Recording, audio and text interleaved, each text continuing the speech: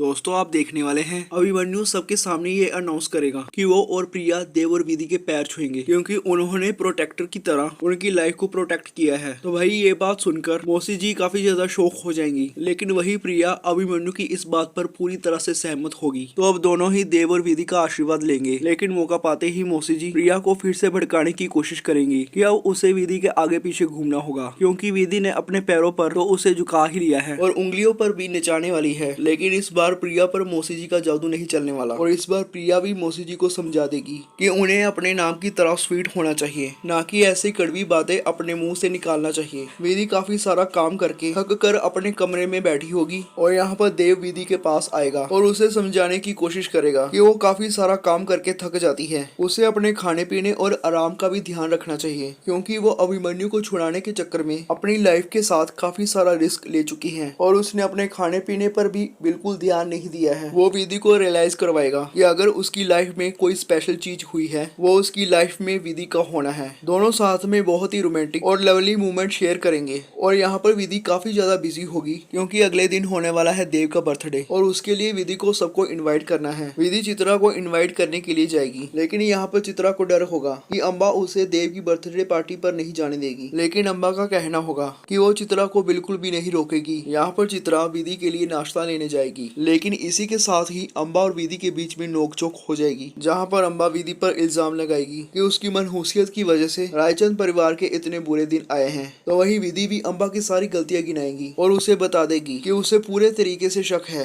कि अभिमन्यु के जेल जाने के पीछे भी अम्बा का ही हाथ होगा। तो यहाँ पर विधि बड़े एटीट्यूड के साथ अम्बा को देव के बर्थडे पार्टी पर इन्वाइट करेगी और इस इनविटेशन को अम्बा बहुत ही ज्यादा सीरियस ले लेगी। रात को 12 बजे विधि देव के लिए केक लेकर आएगी और ये वाली हरकत देव को विधि की बहुत ही ज्यादा क्यूट लगेगी, लेकिन यहाँ पर विधि सभी फैमिली मेंबर्स की वेट करेगी। तो देव विधि को बताएगा कि अब वो 46 का हो गया है और कोई भी उसे रात के 12 बजे विश करने नहीं आएगा। विधि देव को याद दिलाएगी कि देव ने उसे प्रॉमिस किया था कि उम्र की सीमा कभी भी बीच में नहीं आएगी, इसलिए देव इस तरीके की बातें कभी भी उसे ना करे। तो दोस्तों क्विक अपडेट में बस इतना ही।